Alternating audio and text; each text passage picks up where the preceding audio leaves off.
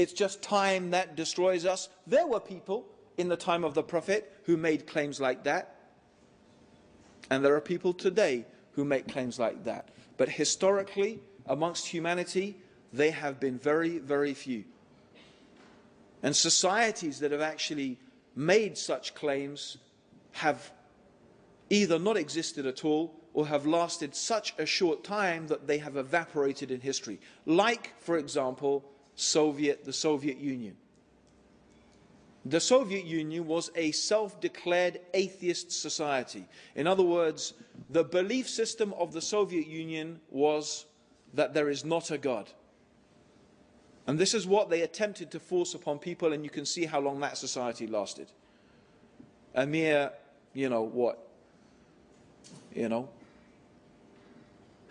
80 years? Something like that?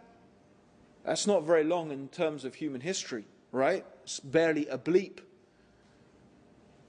So, similarly, you will find that all cultures, even the most primitive cultures, so-called primitive cultures, have this concept of a transcendent being that has created the universe and has brought it into existence. The Aborigines of Australia, the Zulus, you can go and look at different cultures and you will find the idea of this created, this being that is different from the creation, that is transcendent. This idea of this transcendent creator is universal in human culture. And the reason is because it is so fundamentally rooted in common sense. It's a common human experience. And so these things are not difficult to understand. The Quran, for example, poses a series of rhetorical questions. A rhetorical question is a question that is not supposed to have an answer. When someone asks a rhetorical question, they're not expecting you to answer it. In fact, the question in itself has an answer. For example, the Quran says, concerning or to those people who claim that there is not a God, that there is not a creator being who has brought this universe into existence. The Quran asks the rhetorical question, did it come from nothing, this universe? Did the universe come from nothing? That is a rhetorical question. Because it's obvious that you can't get something coming from nothing. As I've already stated, there is nothing in the totality of human experience that leads us to believe that you get something coming from nothing, or that you get order spontaneously arising out of chaos. Rather, human experience tells us that where we see things working according to laws, according to patterns, according to systems, laws and patterns and systems have been imposed upon that thing. Right?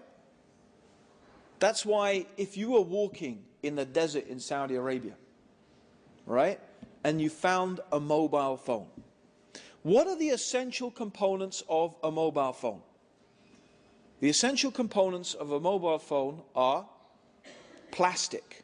Does anyone know what is the base material from which plastic is made? Sand.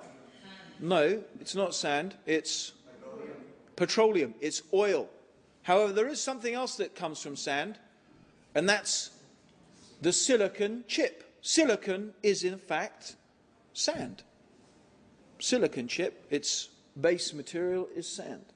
So two important things. A mobile phone is made out of sand and oil. But no one picks up a mobile phone in the desert and says, look, a product of billions of years of chance and coincidence. Yeah? The oil bubbled. Yeah? The wind blew. The sun shone. The lightning struck. The camel trod. Yeah? And after billions and billions of years of these things happening, by an amazing coincidence, this mobile phone formed itself, oil and sand. And I pressed it and, oh, hi, Mum. What a chance and coincidence. Let alone that all these mobile phones talk to each other and you can send a signal, and you see how ridiculous it is. So common human experience tells us even something more simple, a piece of pottery, which is clay. When an archaeologist finds a little piece of pottery, he doesn't say, oh my gosh, chance and coincidence. He knows someone has made this. Someone has heated it. Someone has treated it. Someone has painted it. And in fact, this archaeologist could tell you so many things about that civilization from this one piece of pottery. He could theorize so many things. He could tell you about their state of knowledge, their technology, so many things he could understand from one piece of pottery. That is why the Quran keeps asking us, look at the alternation of the night and the day. Look at the sun, the moon, the stars, the winds, the ships in which you sail, the animals that you ride and that you eat. Look at yourselves. Travel through the earth. See how Allah brought about the creation. In all of these things are signs for those who are wise and for those who understand. They point us to one very, very obvious conclusion.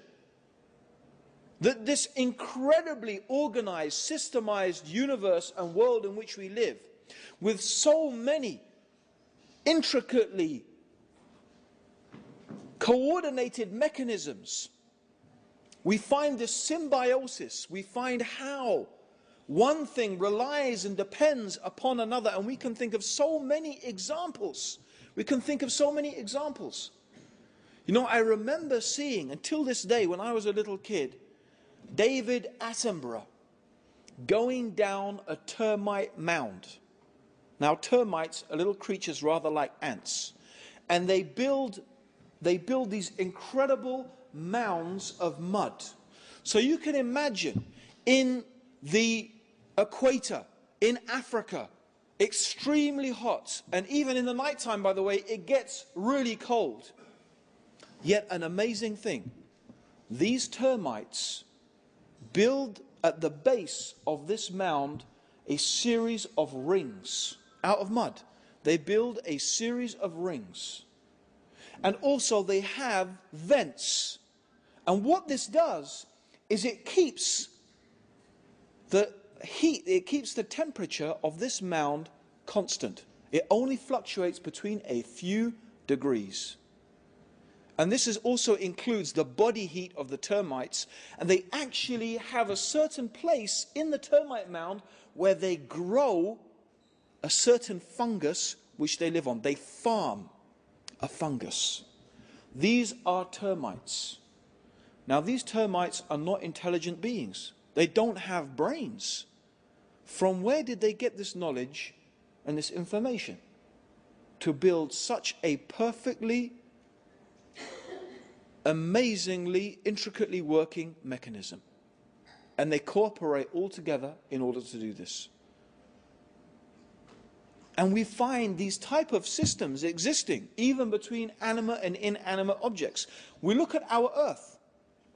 Is it just coincidence that the Earth is at an optimal distance from the Sun? If we were in astronomical terms, and I'm not talking about 3 or 4 miles, okay?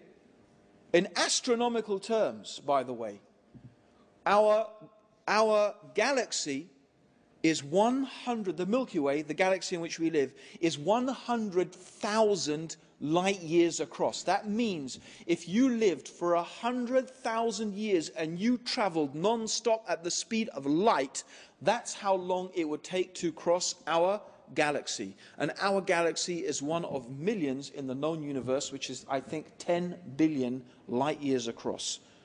Right?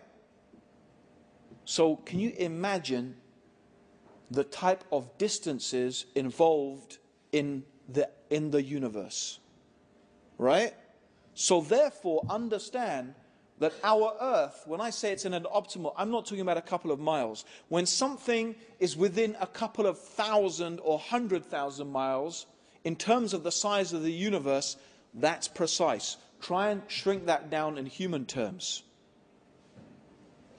Imagine if you put that into terms, how precise. I don't think we could think of a mechanism in existence built by human beings that has the precision of the distance of the Earth being from the Sun. If we were much closer to the sun, then our planet would be too hot. If it was much further, it would be too cold.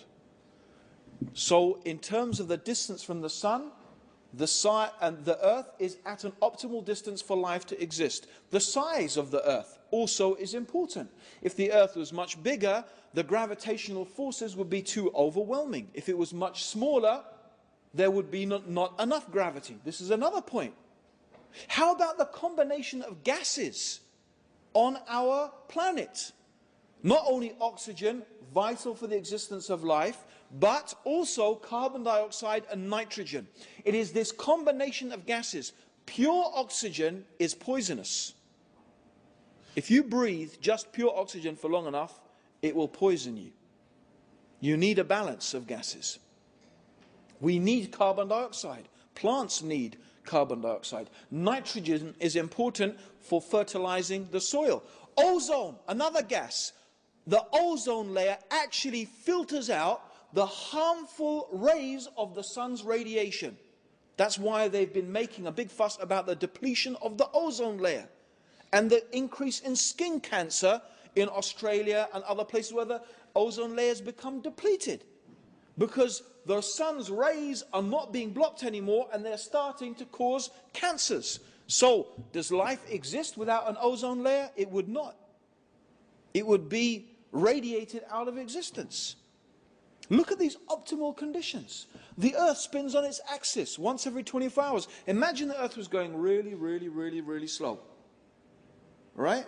Really slow. So the sun is shining on one part of the Earth's surface for, say, 20 years. That's how slowly the Earth is spinning. What would happen? One part of the Earth's surface would be superheated, another part of the Earth's surface would be supercooled. And I could go on and on. We could talk about water, how water has an incredible quality. If water did not have the quality that it did, life would not exist. So what we find is a super precise mechanism. I invite anyone to find me an example made by human beings of such a precise mechanism. You'll not find it. How could if we saw such a precise mechanism and we found one, we would automatically presume that some super intelligent person or group of people had managed to make this thing. It is therefore only common sense that when we look around us and we see these things, that we conclude there must be some intelligence, some power behind this. And this power must be very powerful, very wise, very intelligent. And it's also common sense to realize that this being cannot be like the creation. This being cannot be like the creation, because if this being was like the creation, then that being would not be the creator. That being would just be another creation, and that would need another creator. And we only end up with the same dilemma. We have creators creating creators forever, and that's actually not possible. And the reason it's not possible, just to tell you briefly why it's not possible, and I'll give you an example, I'll give you an analogy. If I said to someone, oh, can you help me lift up this podium? I can't do it by myself. And you say, sure, I will help you lift up the podium, but I need someone else to help me. And that person says, well, I'll help you only